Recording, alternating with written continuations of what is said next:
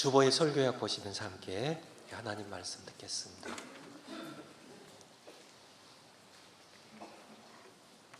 지난주일 설교가 뭐였죠? 창조주 하나님이 살아계신다. 태초에 하나님이 천지를 창조하시니라. 오늘 올해 두 번째 말씀입니다. 그분이 나라를 시작하세요. 나라를 시작하시는데 여러 형태의 국가의 형태들이 있지만은 특별히 킹덤, 왕으로 통치하시는 왕국을, 나라를 시작하십니다. 좀 나라의 개념을 좀 잡기 위하여 예를 두 가지만 들어드린다면 1392년에 어떤 나라가 세워졌을까요? 조선 건국해입니다. 태조 이성계가 이제 고려의 마지막 왕인 누구예요? 홍명왕에게 이제 왕위를 이렇게 양도받죠. 사실은 거의 빼앗은 거나 마찬가지겠지만은, 그래서 조선이라는 국가가, 나라가 세워집니다. 국가가 되려면 세 가지 요소가 있어요. 첫 번째가 뭘까요? 땅이 있어야죠. 땅이. 두 번째는요, 땅만 있으면 뭐예요? 그냥 황무지에 깃발 꽂아놓고 나라 세웠다고 할 수 없잖아요. 땅이 있은 다음에 그 다음에요, 국민이 있어야 돼요. 국민이. 그리고 세 번째는요, 주권이 있어야 됩니다. 주권이. 그래서 조선이라는 나라가 세워졌죠. 땅은요, 한반도입니다. 백성은요, 한민족입니다. 그리고 주권이 있는 그런 나라이기 때문에 조선이 건국되었다 그래요. 한 가지 예를 더 든다면 미국의 건국일이 언제인가요? 1776년 7월 4일. 미국이 이제 신대륙이었죠. 이 아메리카 대륙에 사람들이 이주하기 시작한 것은, 이미 본격적으로 이주하기 시작한 것은 1600년대예요. 이미 그때 벌써 건국하기 전에 13개의 주가 이미 세워질 만큼 많은 사람들이 모였습니다. 땅이 있었어요. 그리고 백성들이 있었어요. 근데 왜 건국이 안 됐을까요? 건국이 아닐까요? 아직은 주권이 없었습니다. 영국의 식민지였어요. 그래서 독립 선언하고 약 8년에 걸쳐 독립전쟁을 합니다. 영국과 싸워서 결국은 주권을 차진 다음에, 그래서 나라가 이루어지려면 땅이 있어야 되고요.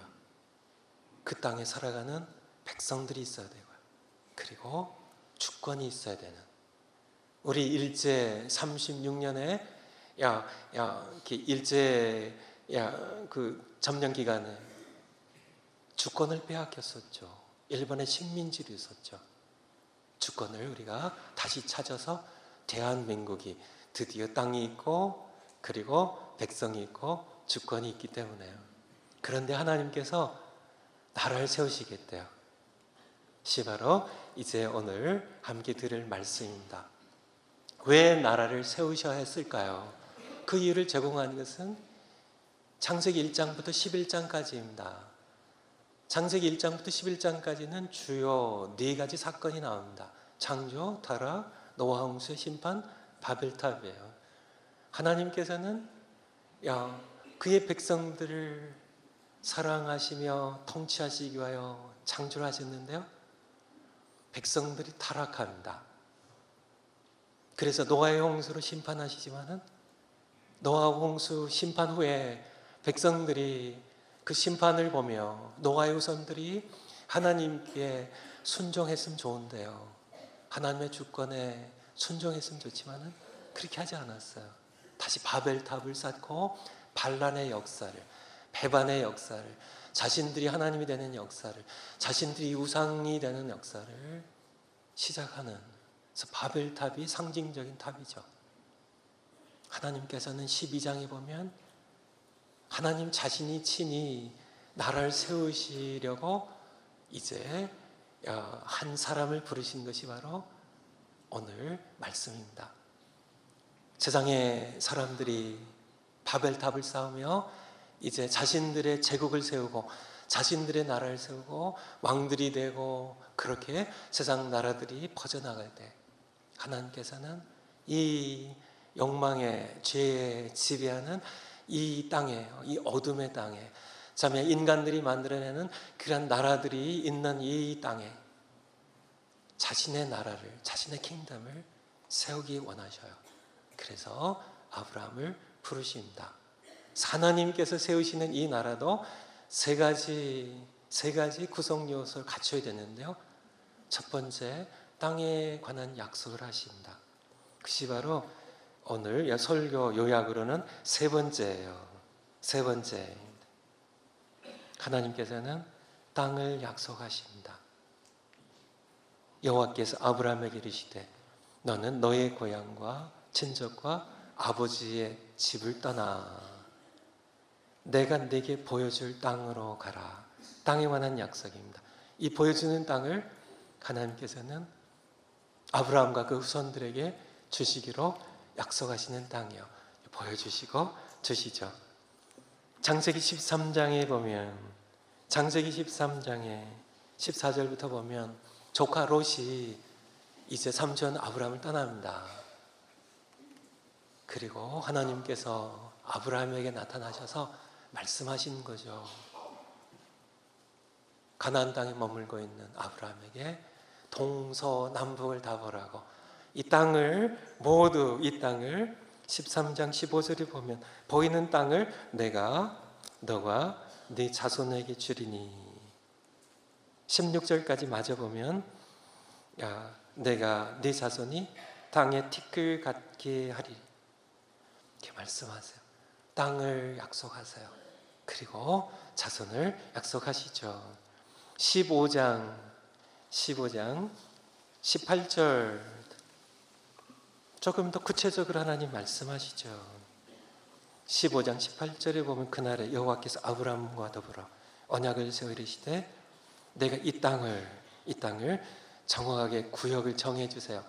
애굽의 강으로부터, 남쪽의 애굽의 강으로부터 북쪽의 큰 강 유브라데까지 이 영역에 있는 모든 땅을, 이 모든 족속들의 땅을 내가 너와 너의 후손에게 주겠다고 그렇게 하나님 말씀하십니다. 그러나 실제로 어떻게 진행이 되나요? 아브라함에게는 여전히 그는 하나님 약속하셨는데, 주시기로 약속하셨는데, 가나안 땅을 주시기로 하셨는데, 하나님의 약속은 아직 성취되지 않았어요. 그의 아내 사라가 죽었습니다. 근데 매장지가 없어요. 참 슬픈 일이죠. 고통스러운 일이죠. 창세기 23장에 보면 그 거민들에게 얘기를 합니다. 내가 당신들에게 나는 나그네라고, 거류민이라고, 나에게 내 아내를 매장할 땅을 좀 달라고. 그래서 결국은 흥정한 후에 헷족속 에브론에 소유한 막벨라 밭이라는 거기에 매장지로서 굴이 하나 있는 그런 조그만 밭 하나를 사게 되죠. 그것이 전부입니다. 아브라함이 죽을 때까지도 그것이 전부예요. 그리고 이삭 때에도 마찬가지예요. 야곱 때에도 마찬가지. 그들은 계속 매장지로 그들의 할아버지, 아버지 아브라함이 샀던 그 밭 한 조각 외에는 아무것도 없었습니다. 애굽에서 살아갈 동안 430년 동안도 마찬가지고요. 광야 생활 40년 동안은 마찬가지입니다. 하나님은 그렇게 광대한 땅을 남쪽 애굽의 강들로부터, 이집트 강들로부터 북쪽 유브라데 강까지요, 그 영역에 있는 가나안 땅을 포함하여 이 영역에 있는 모든 땅을 다 약속하셨지만은 아브라함 죽을 때까지도, 시대가 400여 년이 흘러서 출애굽할 때까지도 그들에게 있는 땅은 딱 매장지로 삼는 밭 하나, 그것이 전부였다는 사실이에요. 지금 하나님께서는 약속을 지키신가요? 안 지키나요? 지키시는 분이세요. 이들의 믿음으로 그 약속의 땅을 취하여 가는 그런 믿음의 과정을 조금만 살펴본다면 그들은 결국 받습니다. 하나님은 주세요. 다른 구절들 여러분들이 다 찾아보시기 바라고요. 야곱의 경우 창세기 48장 한번 보면, 창세기 48장 야곱의 믿음의 고백입니다. 야곱의 믿음의 고백 48장 21절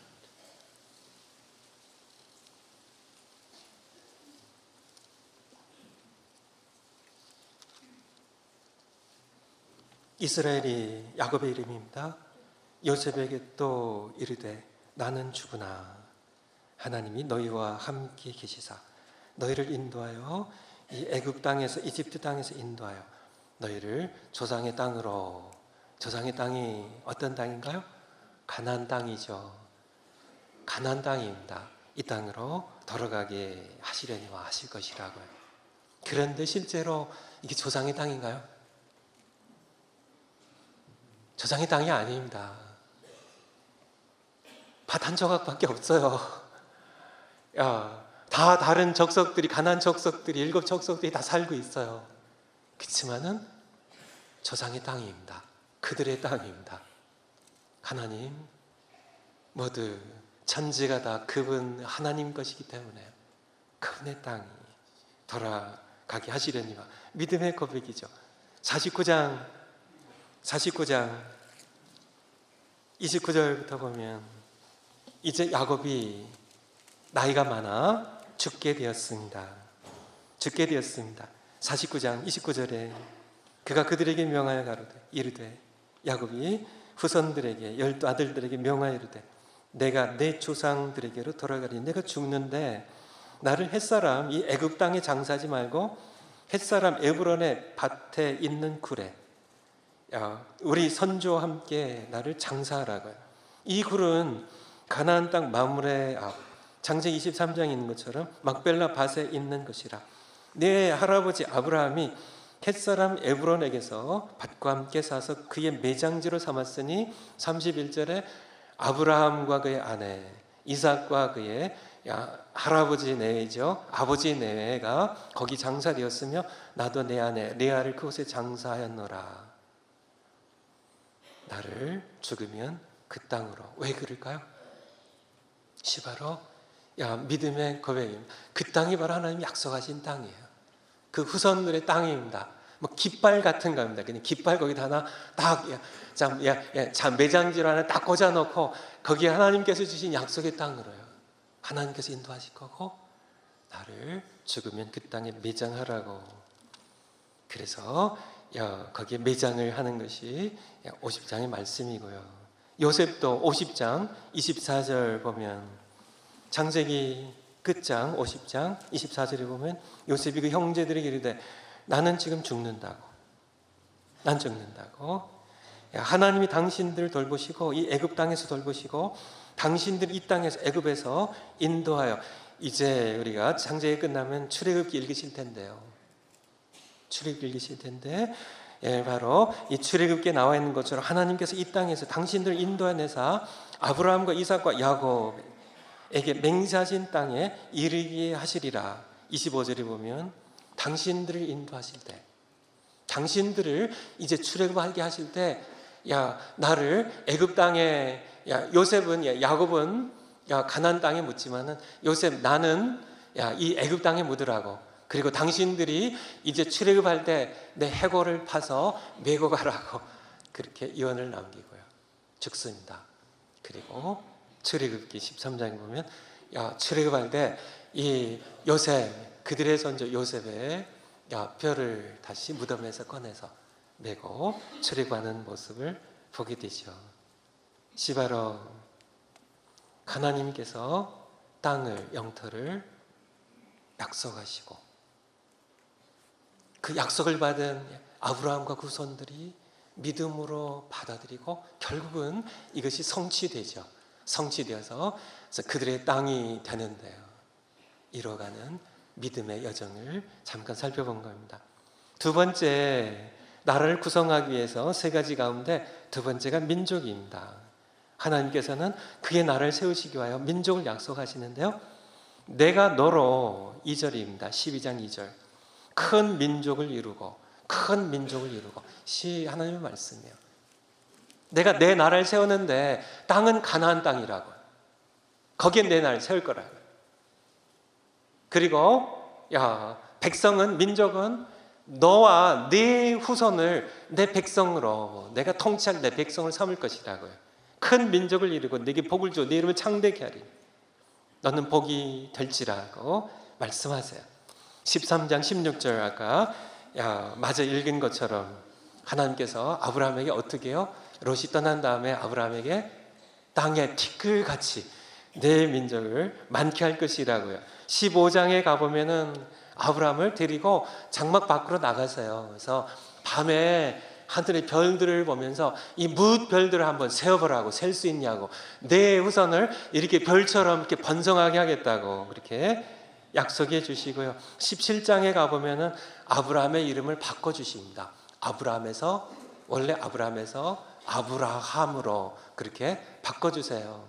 아브라함이라는 그러한 이름은 높임을 받는 아버지란 뜻이에요. 아브라함은요, 열국의 아버지, 많은 무리의 아버지란 뜻입니다. 이름을 바꿔주세요. 그런데 실상을 보면 아브라함은 지금 어떤 형편인가요? 아브라함은 100세에 겨우 덕자 이삭을 낳아요. 그리고 또 이 이삭이 결혼을 40세 합니다. 그리고 20년 동안 아이를 못 가져요. 시바로 창세기 25장에 나와 있는 내용이고요. 그리고 이제 이렇게 쌍둥이 두 아들을 낳는데 이게 60세예요. 이삭이 60세 쌍둥이 두 아들 얻으니까 아브라함의 나이는 몇 세요? 100세 낳은 아들이 60세 쌍둥이를 얻었으니까 아브라함의 나이는 160세입니다. 그나마 에서는 또 버림을 받아요. 그래서 175세에 아브라함이 죽을 때 자손으로 남은 것은 꼴랑 하나입니다. 야곱 하나예요. 하나님의 약속과 비교하면은 하나님 말씀하십니다. 땅의 티끌처럼, 해변의 모래처럼, 그렇게 하늘의 무엇 별처럼 그렇게 자손을 번성하게 하겠다고, 내 민족을 내가 통치할 내 민족을 그렇게 너의 후손을 통하여 번성하게 했다고 그렇게 말씀하셨는데, 그렇게 엄청난 약속을 하나님께서 하셨는데, 그리고 아직도 자식 하나 없는 그 아브라함에게 이름도 바꿔주세요. 이름도 바꿔주세요. 그냥 아브라함에서요, 그냥 존경받는 아버지, 그것만으로도 창피한데요. 아브라함 하는데 자식이 없어요. 아브라함 하는데요. 그런데 자식 하나, 하나님의 언약의 자녀로 태어나는 적자가 아들이 없는데 이름도 바꿔주세요. 아브라함이라고요. 많은 무리의 열국의 아버지라고 그렇게 이름을 바꿔주세요. 아브라함이 얼마나 창피했을까요? 그랬을까요? 하나님의 약속은 엄청 그렇게 거창한데요. 그렇게 엄청난데요. 그렇게 하늘의 별들을 볼 때마다 저렇게 많이 번성하게 하신다고 하셨는데, 땅의 티끌들을 볼 때마다 이렇게 번성하게 하신다고 하셨는데, 160세가 되어서 손자 둘을 얻고요. 그나마 175세가 될 때는 한 명 손자 야곱밖에 남기지 못했던 그런 아브라함. 하나님께서 약속 지키세요? 지키지 않으세요? 지키십니다. 출애굽기에서 보겠지만은 전쟁터에 나갈 수 있는 장정만 60만 대군이 되어서, 나라가 되어서 출애굽을 하는 것이 이제 출애굽기의 말씀입니다. 거기서 다시 보기로 하고요. 세 번째가 주권입니다. 주권. 하나님께서 그의 나라를 세우시는데 땅을 말씀하셨고 백성으로 아브라함의 후손을 말씀하셨습니다. 그리고 주권입니다.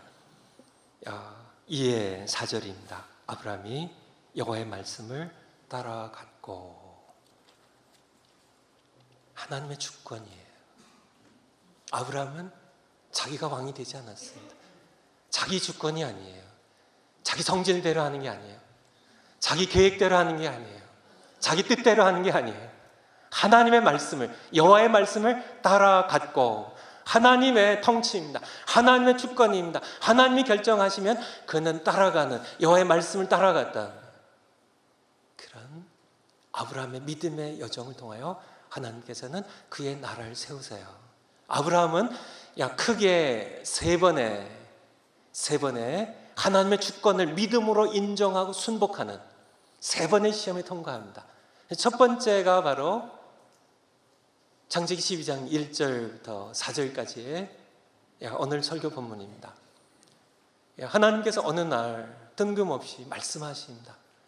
너는 너의 본토 친척 아비 집을 떠나라고요. 네 아버지 집을 떠나, 네 고향을 떠나라고요. 여러분, 어느 날 갑자기 하나님께서 여러분에게 말씀하십니다. 편도, 비행기표 3장, 자녀들 둘이면 4장 딱 끊으셔가지고 딱 주셨어요. 이곳을 떠나라고요. 얼른 보니까 도착지가요, 시리아예요. IS 테러 단체들이 전쟁을 하는 그런 삭막한 곳입니다. 그러한 곳, 딱 보니까 중국을 경유해갖고 북한 땅에 가는 거예요. 딱 보니까 여러분 떠나시겠어요? 아브라함이 창세기 12장 1절 말씀, 그런 말씀입니다. 너의 고향, 너의 친족, 너의 아버지 집을 떠나라고 할 때 어떤 미국처럼 이렇게 평화로운 그런 이런 땅으로 이렇게 보내는 게 아닙니다. 우리가 이민 올 때처럼 우리는 편안하게 오셨죠. 꿈을 가지고 아메리칸 드림을 가지고 오셨죠. 하지만은 아브라함이 떠난 건 그런 것이 아닙니다. 말씀 가운데 있는 것처럼 15장에 보면 이 땅에 왕들이 전쟁을 합니다. 전쟁을 해요. 전쟁터로 가는 겁니다. 그런데 이 조카 롯이 사는 이 소돔 왕의 동맹군들이 다른 동맹군과 싸워서 져요. 그래서 롯이 포로로 사로잡혀가죠. 전쟁의 포로로 사로잡히면 어떻게 되나요? 노예로, 돈으로 팔려가는 겁니다. 그런 전쟁터로 가는 겁니다. 아브라함이 또 이렇게 보면은 14장에 보면은 애굽에 내려가게 됐는데 기근으로 어떻게 하죠? 자기 아내를 누이라고 속여요. 그리고 또 한 번이 아닙니다. 20장에 보면 그랄 땅에서 또 자기 아내를 누이라고 속여요. 왜 그럴까요? 목숨의 위협 때문에 그래요. 그 시대는 그렇습니다. 힘 있는 자가, 강한 자가요, 왕이요, 참 강한 자가 참 예쁜 여인이 있으면 빼앗아 가는 겁니다. 남들 죽여버리고요. 그런 살벌한 사회 가운데 아브라함에게는 현실이었어요. 그것이 그냥 이렇게 공연한 걱정이 아니라 그것이 그 시대의 모습이었습니다. 그래서 살인이 있고 폭력이 있고 강도떼들이 출몰하고 왕들이 함께 동맹을 맺고 전쟁을 피고 전쟁의 노예가 되기도 하고 죽기도 하는 그런 세상 한복판으로, 가나안 땅으로 하나님께서는 가라고 말씀하신 겁니다. 여러분은 가시겠냐고요. 바로 우리가 생각할 때는 악의 이 삶 가운데 아브라함과 이삭과 야곱과 요셉의 12 아들들이 살아가서 그렇겠거니 하지만은 이들이 지켰던 참 많은 일상사들입니다. 그 가운데 전쟁들이 있고 기근들이 있고 위협들이 있고 참 우물들을 파기도 하고 빼앗기기도 하는 그런 질투가 있고 여기에 이런 이 삶 가운데 참 믿음을 지키면서 하나님, 그렇지만은 하나님의 약속은 그렇게 쉽게 이루어지지 않았어요. 오직 하나님만 믿고 의지하는 믿음의 시련입니다. 믿음의 시련, 이 훈련을 아브라함이 통과했다는 것이에요. 첫 번째, 이 땅을 내가 편한, 이 땅을 떠나라고 하나님께서 말씀하셨을 때, 그는 언어가 다른 땅입니다. 낯선 땅이에요. 전 친구들도 없습니다. 자기를 보호해줄 만한 아는 사람들이 없어요.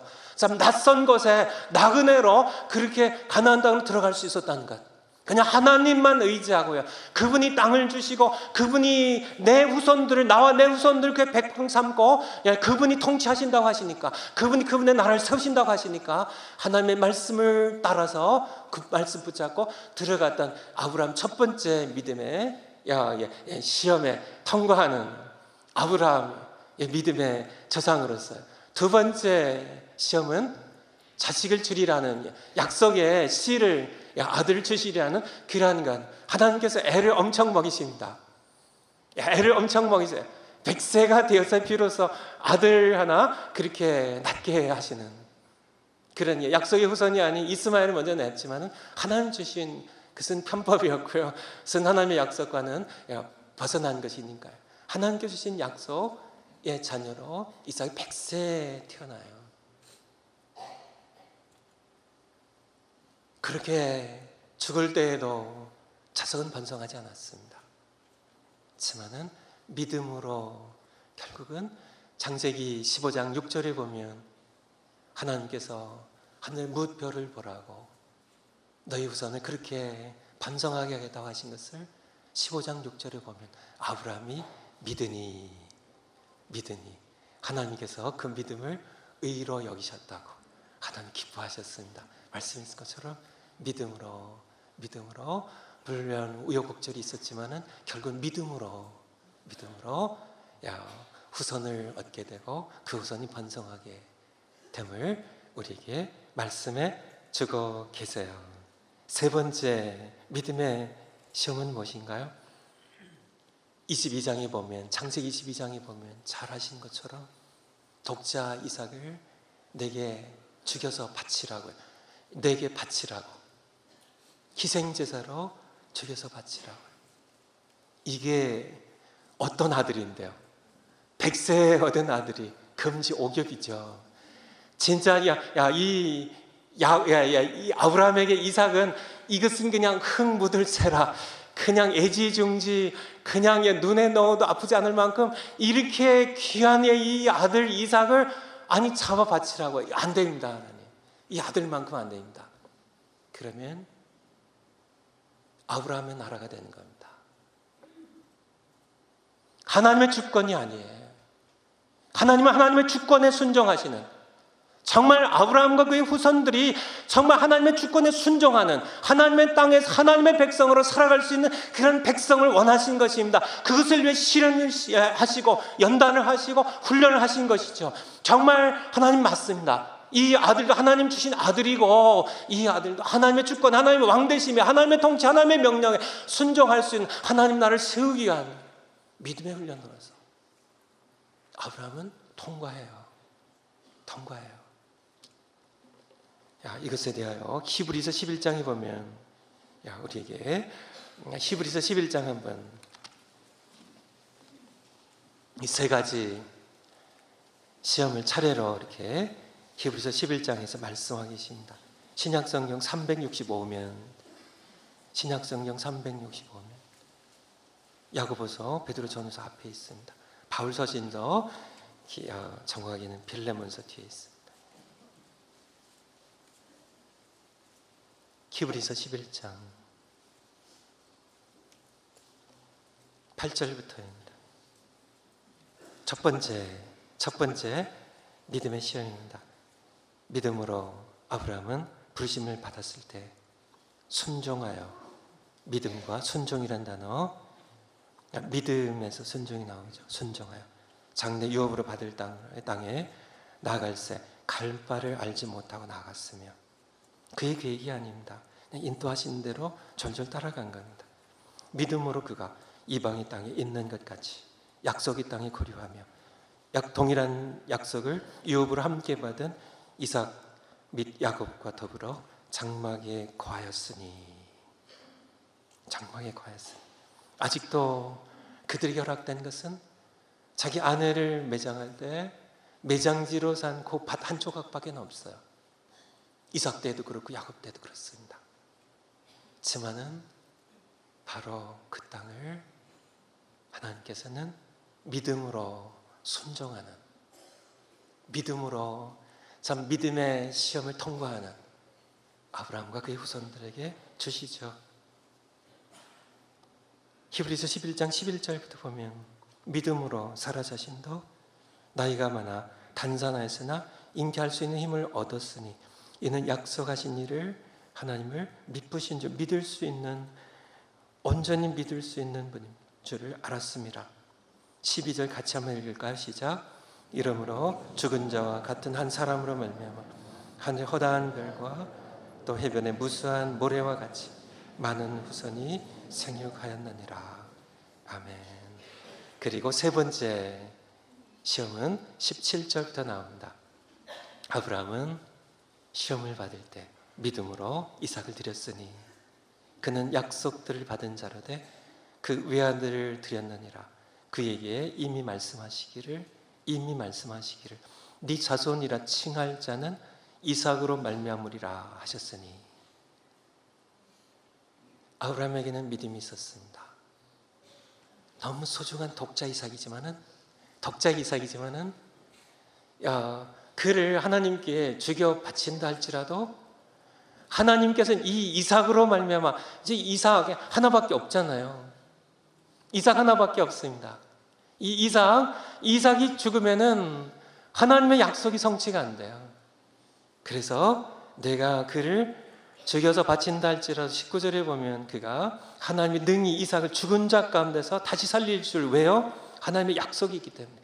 이삭을 통하여 후손들이 하늘의 별처럼 해변의 모래처럼 번성해야 하기 때문에요. 그래서 믿음으로 이삭을 그렇게 드리려고 했던 거고요.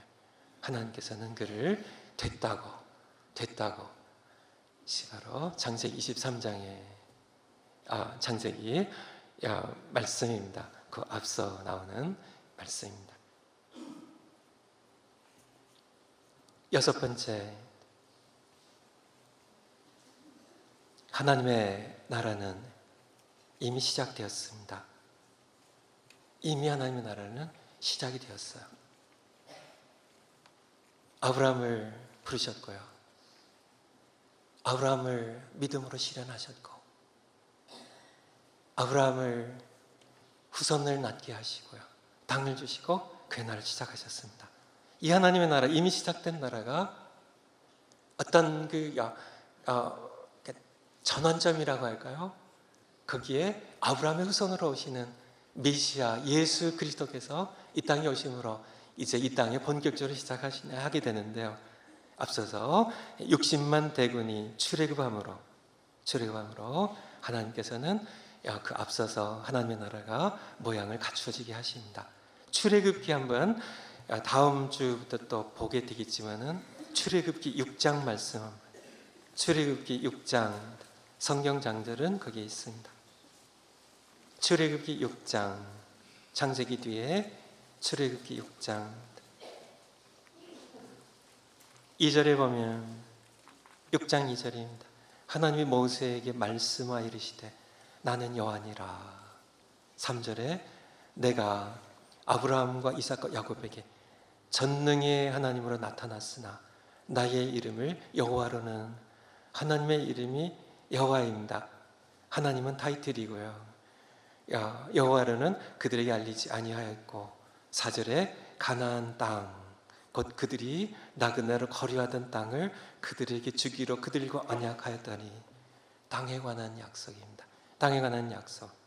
7절에 보면 7절에 너희를 내 백성으로 삼고, 두 번째 백성에 관한 약속이에요. 내가 너와 너희를 내 백성으로 삼고 나는 너희의 하나님이 되리니. 내가 하나님이야. 내가 왕이다. 내가 통치하겠다는, 내가 주권자로 내가 너희 하나님이 되리라는 그런 땅을 약속하시고 백성을 약속하시고, 그리고 내가 너희 하나님이 되고 너희는 내 백성이 되리라는, 여기에 내 백성이라는, 내 백성이 하나님의 소유된 백성이 내 백성이 된다는, 너희는 내 백성이 되고 나는 너희 하나님이, 너희 소유된, 내가 너희 하나님, 너희 왕이 되겠다는, 내가 너를 다스리고 내가 너희를 인도하고 내가 너희를 먹이고 내가 너희를 인도하겠다는, 그러니 내가 너희 하나님이 되고 너희는 내 백성이, 내 소유된 백성이 되리라는 이 말씀. 그리고 출애굽을 하시죠. 제가 일부 예배 때 와서 여기 딱 앉아서 눈에 딱 들어온 것이 앞에 꽃꽂이입니다. 제 눈이 확 와서 꽂힌 데가 어디인지 아세요? 앞에 성경책입니다. 왜 그런지 아세요? 이게 제 성경책이거든요. 그래서 제가 작년 말까지 제가 썼던 제 선때가 묻은 성경책이거든요. 제 소유이기 때문에요. 물론 다른 성경책에도 하겠지만은 저에게는 저 특별한, 그냥 올라올 때마다 이 성경책이 눈에 끌려요. 여기 있구나. 야, 나 여기 있어요 하고 손을 흔드는 것처럼요. 얼마나 예쁘게 보이고 귀하게 보이는지요.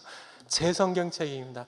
하나님께서 말씀하시는 겁니다. 너희를 내 백성으로 삼겠다는, 내 백성, 하나님의 소유된 백성입니다. 베드로전서 2장 9절에 보면 우리를 향하여 그렇게 말씀하십니다. 아브라함의 믿음의 후손, 예수님 때문에 믿음의 후손이 된, 아브라함의 후손이 된, 참 후손이 된 여러분들을 향하여 말씀하십니다. 너희가 바로 참 하나님의 택하신 족속의 왕같은 제사장들이요 거룩한 나라요 그의 소유된 백성이니, 그의 소유된 백성이니, 내가 내 백성을 삼고 나는 너희의 하나님이 되겠다는 이 소유의 개념입니다. 하나님께서 여러분들을요, 참 하나님께서 내 백성 삼으시겠다는 하나님 나라에 참 땅을요, 장차 우리가 들어갈 새하늘과 새 땅을, 이 땅도 하나님 창조 하나님의 땅이지만은 새하늘과 새 땅을 예비하시고 참 그 백성으로 참 그분이 영원히 우리를 통치하시고 다스릴 우리의 왕이시고 우리의 만왕의 왕이시고 우리 하나님, 우리의 창조자이신 하나님께서 그분의 나라를 시작하시는데 언제 시작하셨어요? 바로 아브라함을 부르신 것부터, 아브라함 부르신 것부터 하나님께서는 그렇게 시작하신 겁니다. 이 믿음의 여정을 우리도 함께 걸어가고 있음을 여러분들이 함께 마음 가운데 기억하셨으면 좋겠어요. 여기도 넣은 것처럼 또 계속 보게 되겠지만은 성경이 그렇습니다. 창세기부터 요한계시록까지 성경은 강처럼 이렇게 쭉 흐르는 흐름이 있어요. 하나님께서 인도하신 하나님의 역사이기 때문에 그래요. 다 끊어진 역사가 아니라 한 분 하나님께서 영원한 통치자로 그분이 인류의 역사를 시작하셨고 종말지을 그분으로 역사 흐름이 있어요. 그 역사를, 하나님이 인도하신 역사를 담는 성경에는 흐름이 있습니다. 하나님께서 이끌어 가시는 흐름이 있고 목표가 있고 분명한 목적이 있어요. 그래서 성경에 창세기부터 요한계시록까지 흐르는 주제 가운데 가장 중요한 주제가 하나님 나라입니다. 하나님의 나라예요. 여러분이 성경 읽을 때 맞습니다. 우리가 함께 읽은 성경 가운데도 설교 주제들이 얼마나 많은지 몰라요. 여러분들이 읽고 감동받을 하나님의 교훈의 메시지들이 얼마나 많은지 모릅니다. 하지만 구석구석에 여러분들이 집중하면은 여러분들이 성경 흐름을 잘 모르게 돼요. 그래서 전체적인 흐름으로, 그래서 주일 설교는 성경 전체 흐름을 하나님께서 창조하셨고요, 사람들이 다시 바벨탑을 쌓았을 때, 사람들이 다시 노아 홍수에도 불구하고 다시 바벨탑을 쌓으며 하나님을 향하여 자신들의 이름을 내고 하늘까지 땅까지 닿게 탑을 쌓고 자신들의 이름을 내리라고 그렇게 하나님을 거역하는 그런 역사를 그들이 써갔을 때 하나님께서 한 나라를 시작하십니다. 한 나라를 시작하세요. 그 나라를 시작하실 것이 바로 아브라함 부르신 것부터 시작하세요. 지금까지 이어지는 이 하나님의 나라입니다. 예수 그리스도께서 오심으로 말미암아 더 강력하게 이 땅에 참 앞에 것이 참 그림자라고 하면 실제로서 이제는 하나님 나라가 임하여 오는데요, 이 나라가 완성되는 것은 최후의 심판 날입니다.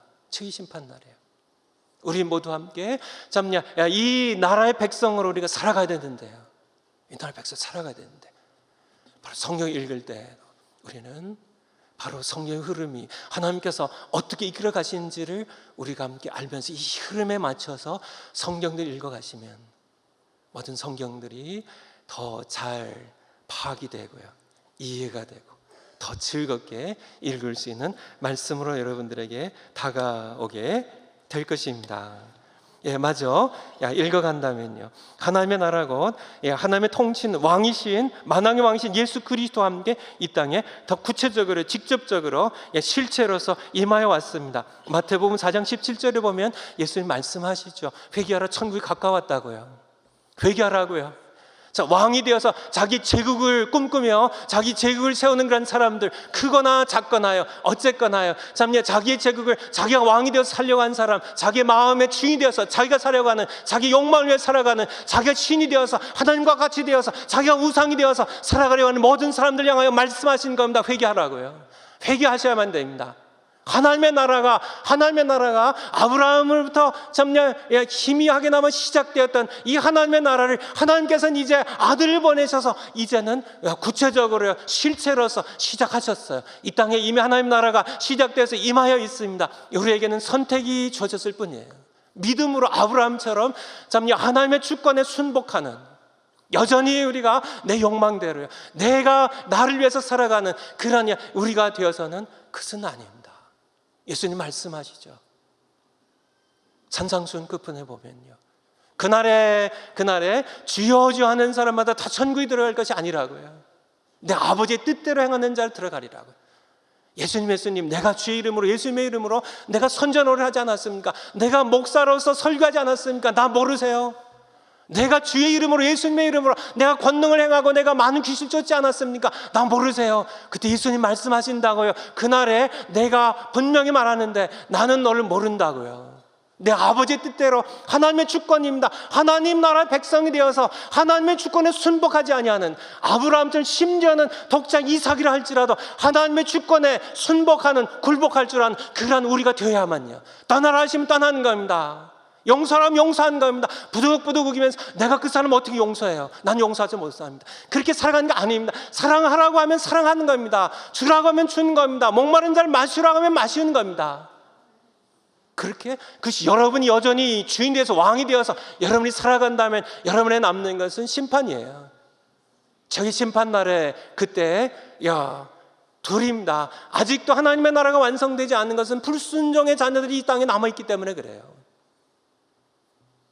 여전히 자기가 주인이 되어서 자기 욕망대로 자기가 자기 계획 세워가지고 이렇게 살고 저렇게 살고, 여러분들이 정말 목사님이 되어서 하나님의 말씀을 선포하고 선지자가 된다 할지라도요, 여러분이 귀신을 쫓아내고 여러분의 능력을 행해서 많은 그런 병들을, 질병을 고친다 할지라도 예수님과 상관없어. 예수님, 내가 너를 알지 못한다고, I never knew you, depart from me, 나에게서 떠나가라고요. 떠나가라고. 내 주권을 네가 거부했으니까, 내 통치를, 내 나라의 백성 되기를 네가 거부했으니까 네가 나를 떠나가라는 얘기입니다. 남은 장소는 지옥밖에 없는 겁니다. 우리는 선택해야 됩니다. 그분이 말씀하시면 그분의 백성이 되고, 그분이 우리를 위해 예비하신 땅에서 그분의 백성이 되어 살아가려면 하나예요. 그분의 주권을 인정하는 겁니다. 그분의 하나님 되심을, 그분의 왕 되심을요, 내가 굴복하는 겁니다. 다른 길은 없어요. 죽음이 현실로 다가오는 것처럼 저의 심판날도요, 다가오고 있습니다. 우리는 둘 중에 하나예요. 하나님의 주권을 믿음으로 순복하는 그의 백성이 되어서 그분의 나라에, 그분의 땅에 들어가든지, 아니면 그분의 주권을, 그분의 왕 되심을 거부하고 내 욕망대로, 내 하고 싶은 대로요, 내 인생인데, 내가 내 돈인데, 내 시간인데, 내 마음대로 그렇게 시바로 내 아버지의 뜻대로 행하지 아니한 자는 결단코 들어갈 수 없다고. 시바로 천국 하나님의 나라입니다. 그분의 통치에 순복하지 아니하는 백성이 어떻게 하나님 나라에 들어가겠어요? 그분의 주권입니다. 그분 주권에, 내가 그분의 주권에, 그분의 왕되심에 내가 순종할 때, 그분이 내게 말씀하신 대로 사랑하라고 하시면, 지갑을 열어서 배고픈 자를 먹이라고 하시면 내가 순종하는 겁니다. 이거 아까운데 내가 땀 흘려서 일한 건데요, 그게 아니고요. 저 사람 내가 도저히, 내 남편 도저히 내가 용서할 수 없습니다. 저렇게 내 가슴에 못 박은, 내 눈에 피눈물 흘린 이 남편 내가 용서할 수, 저 사람 용서할 수 없습니다는, 여러분이 마음으로 용서가 되지 않아도 하나님의 주권에, 왕 되신 그분의 주권에 순종하는 겁니다. 그냥 순종해서 그냥 행동으로 하는 겁니다. 그가 배고픔을 먹이는 겁니다. 그것이 하나님의 나라의 백성이야. 비로소 우리는 참 그분의 통치를 받을 때 우린 결국 욕망과의 싸움에서 이길 수 없다니까요. 죄와의 싸움에서 이길 수 없다니까요. 세상의 신의 유혹에서 우리는 이길 수 없다니까요. 우리는 그렇게 죄의 노예가 살 수밖에 없다니까요. 하나님의 통치 아래 들어갈 때만, 하나님 나라 그분의 왕대신 밑에 들어갈 때만 우린 비로소 그분의 통치를 힘입어서 우리는 세상을 이길 수 있고 욕망을 이길 수 있고, 비로소 진정한 자유함입니다. 비로소 진정한 평안이에요. 세상이 줄 수 없는 평안을요, 우리는 그것을 정말 세상이 줄 수 없는 그런 사랑으로 사랑할 수 있는 그런 우리가 될 수 있다는 겁니다. 그 삶을 위하여 하나님께서는 아브라함을 부르셨어요. 그의 나를 세우리라. 희미하게 시작이 되었지만 그의 아들 예수 그리스도 그분이 왕으로 오심으로 빌라도가 신문할 때 정말 당신 유대인의 왕이냐고, 내가 그렇다고, 나는 참냐 그것을 위해 왕이 되고 이 땅에 태어났다고. 그렇지만 내 나라는 세상에 속한 것이 아니라고. 맞습니다. 세상 나라가 아닙니다. 많고 많은 세상에 역사상에 흥망성쇠를 거듭했던 그런 수많은 그런 나라들 중에 하나가 아니라 하나님께서 다니엘서 2장에 말씀하신 것처럼 하나님께서 영원한 나라를 세우셨습니다. 그의 아들이 왕이 돼서 다스린 나라예요. 영원한 나라입니다. 오히려 세후의 심판을 통하여 무너진 것이 아니라, 세상 모든 나라들이 다 무너지지만은, 여러분이 어떤 제국을 여러분들이 크고 작게 세우건 다 무너지지만은, 세상 나라를 왕게 다 무너지지만은, 오히려 완성될 하나님의 나라, 그 나라의 백성으로 아브라함의 참 믿음의 후손으로 여러분들을 부르셨다는 얘기예요. 여러분들이 오늘 말씀 마지막에 누가 왕인가? 누가 왕인가? 하나님의 주권에 순종할 것인가? 하나님의 왕되심을 인정하며 홀로 창조자이신 하나님, 그가 왕이십니다. 기도하겠습니다. 하나님 아버지,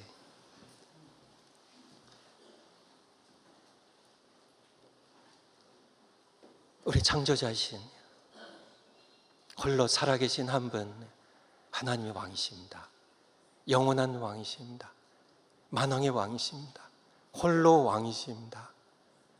우리는 왕이 될 능력도 자격도 가치도 없는, 하지만 우리는 끊임없이 욕망의 노예가 되어서 스스로 왕이 되려고 했던, 우리의 삶의 마음의 주인이 되려고 했던 그런 불쌍한 존재들입니다. 죄인들입니다. 우리를 용서해 주시옵소서. 예수님은 주님으로 왕으로 고백하지만은 끊임없이 우리는 또한 우리 제국을 만들기 위하여 애를 쓰는, 세상은 말할 것 없고 교회 안에도 수많은 사람들이 교회를 자기의 제국으로 만들려고 자신의 세력을 확장하고 자신의 주장을 펴려고 하고 자신의 명예를 위하여, 자신의 권력을 위하여 그렇게 크고 작게 부서에서 교회 전체로 애를 쓰는 그런 참 모습들 볼 때 하나님 마음이 얼마나 아프실지요. 하지만은 오늘 말씀 주셔서 우리가 이제는 왕이신, 나를 위해 죽으시고 벌하신 예수님 앞에 무릎을 꿇습니다. 우리를 다스려 주시옵소서. 예수님의 이름으로 기도하옵나이다. 아멘.